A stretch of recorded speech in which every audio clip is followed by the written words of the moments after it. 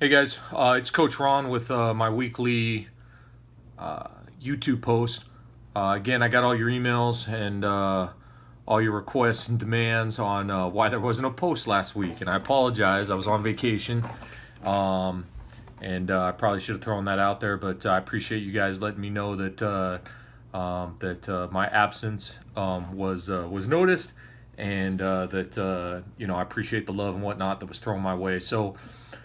Um, we went to Solvang, went to a friend's wedding, and stayed at El Capitan Canyon over near their state beach there. Phenomenal, man.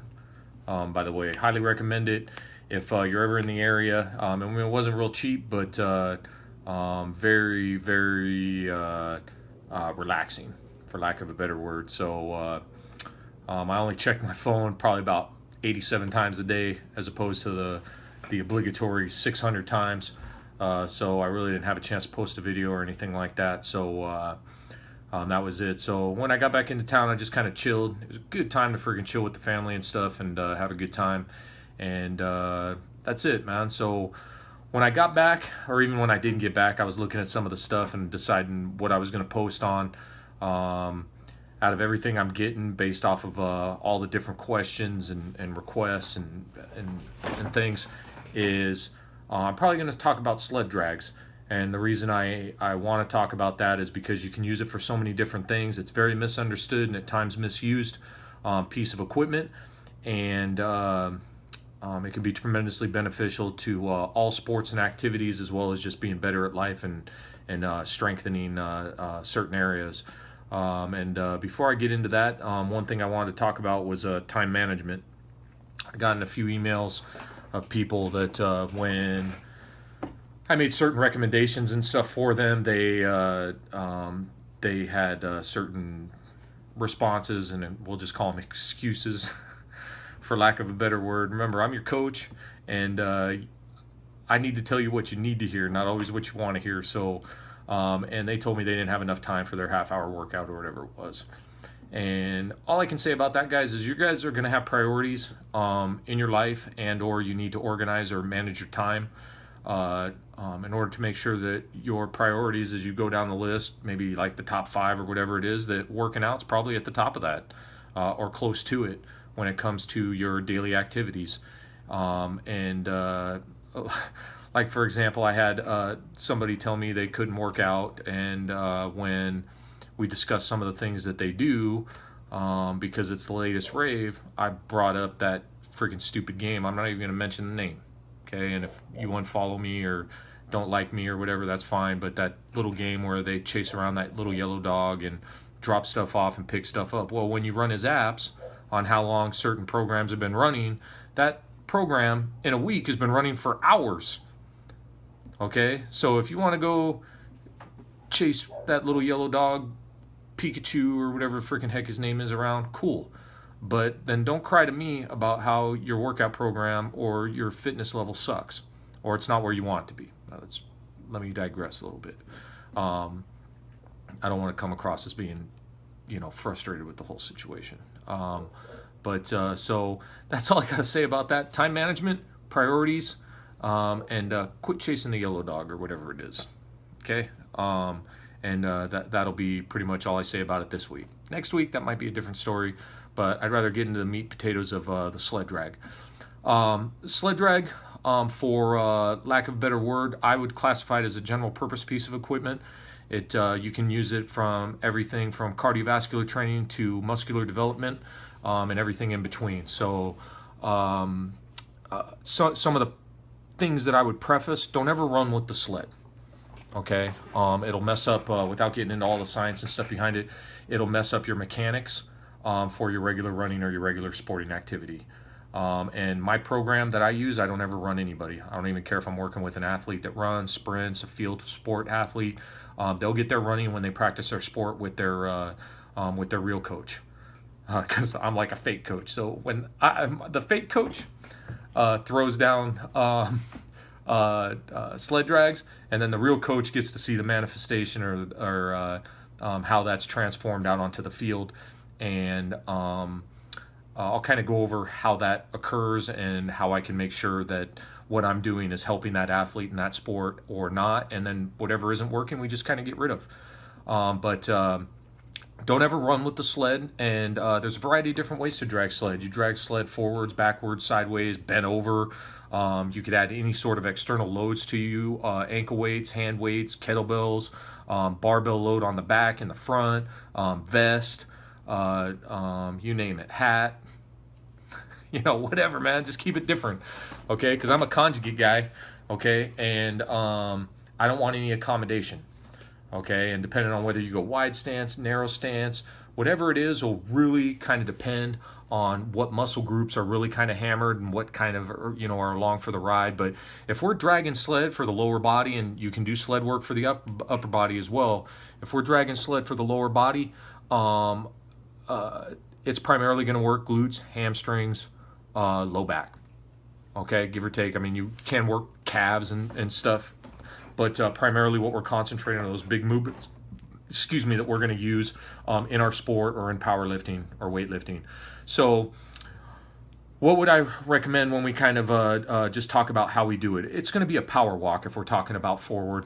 It should be real violent. Probably about 75% of all the walking I do, I have my folks go flat-footed. They take really long strides, dig their heel into the ground, and pull through really violently, it's going to be a leg curl, for lack of a better word. So when you're pulling through and you paw through flat-footed, you're going to be pulling back. If this is your knee here, you're going to be pulling back hard in order to propel the sled forward. Okay, so that would be one of the ways that you could do it. Primary way for any of the field sports, combat sports, contact sports, weightlifting, etc. That would be how I would predominantly have people pull, and then I would vary some things up to make sure accommodation didn't occur. Probably the other quarter of the time, I have people either backwards or forwards walk on their toes. Okay, and there's a variety of reasons for that, but that would be another reason. And again, we never run with the sled. And so if we're breaking this down to the nuts and bolts of it, kind of like the distance, the time domains, the loads, etc., I would say that let's just throw out a template. We'll say Monday, Wednesday, Friday. Okay, so if we're gonna do Monday, Wednesday, Friday, I'm gonna pick Monday is gonna be my heaviest day. So I would do like 8 intervals at the heaviest weight. And what's heavy? It's all relative. I mean, I got a 9-year-old I'm going to start working with here, and he's going to be dragging sleds starting at 25 pounds.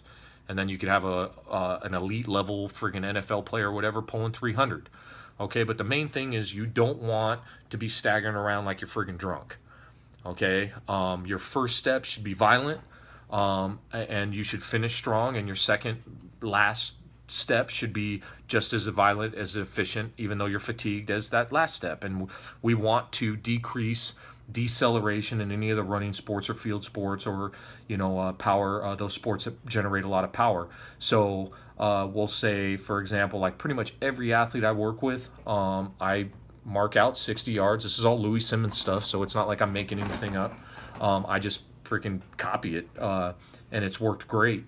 So I mark off 60 yards, man, and they hit it. Okay, so powerful step through, long strides, and we go out for 60 yards. Now, how does this equate to a runner?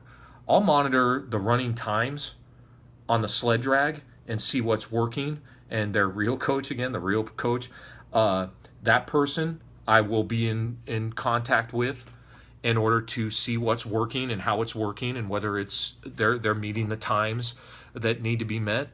They'll be exceeding them, but just in case whatever's not working, I get rid of. Whatever we're doing, I do variations of that. Whatever we're doing that works, I do variations of that so accommodation doesn't occur. Okay, so say we start with a Monday. Monday is going to be our heaviest day. 8 trips, whatever the rest period is, whether you're doing a 1-to-1, 1-to-3, that's all going to depend on your conditioning level.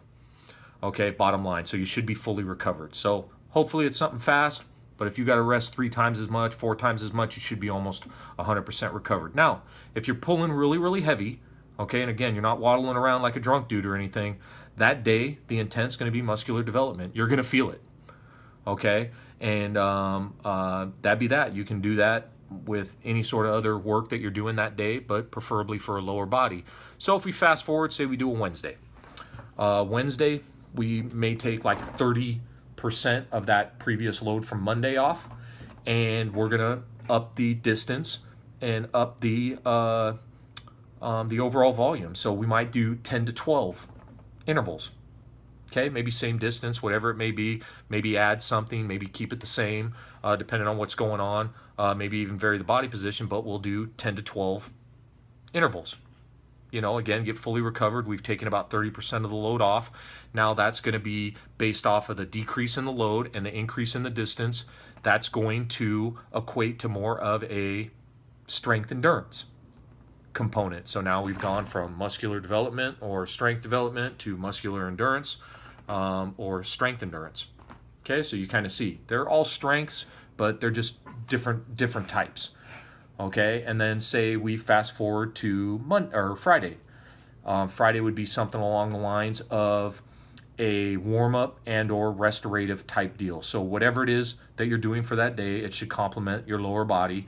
I won't get into the primary barbell movements or anything because it'll just take up too much time, but you should warm up with it, maybe drop the weight another 30%. So now you're doing, 40% of what you're originally doing, and you go on an 800-meter walk or some time domain, whatever it is feels good for you to get everything moving right. And then you do your regular barbell work and your secondary barbell work and special exercises. And then at the end, you do a variation of that same kind of walk, maybe add something or take something away at the very end. And that would be your restorative work. So you have, muscular development or strength development. You have muscular endurance work, and then you have a restorative / warm up, and that's just 3 different ways amongst many other ways that you could use the sled. And that's pretty much about it. You can do it backwards, sideways, upside down, whatever, man. Just don't get hurt. Remember, I'm not a doctor, man, so don't take this as any sort of medical advice. But that's about it, man. Sorry again for the missed week. Even though we're talking about lower body, remember, man, thumbs down, pinkies up, be awesome. Remember, don't chase the yellow dog. Peace.